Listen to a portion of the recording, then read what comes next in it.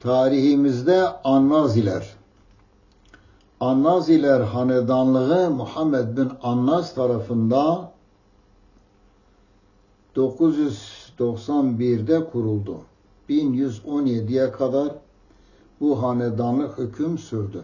Annaziler Şerefname'de Ayyarı adıyla anılan 990 yılında Ebu'l-Fetih Muhammed bin Annas tarafından kurulmuş ve 126 yıl hüküm sürmüş bir Kürt hanedanı diye geçiyor.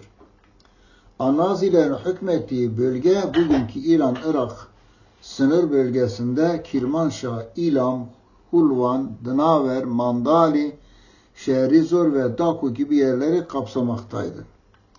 Annazi hükümdarları sırayla Enas oğlu Ebu'l-Fetih Muhammed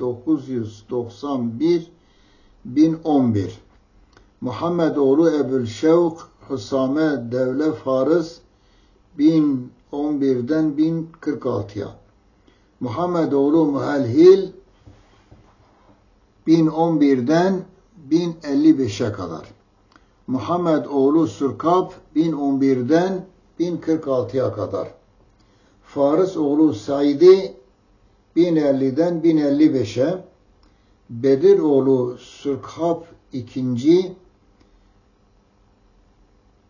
1107'ye kadar hüküm sürmüş ama ne zaman başladığı tarihlerde pek belli değil. Surkab oğlu Ebu Mansur 1107'de devralmış ama ne kadar sürmüş onu da tarih kitaplarında göremiyoruz.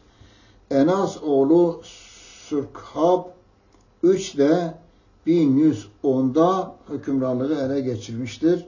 Ama ne kadar devam ettiğini maalesef tarih kitaplarında göremiyoruz.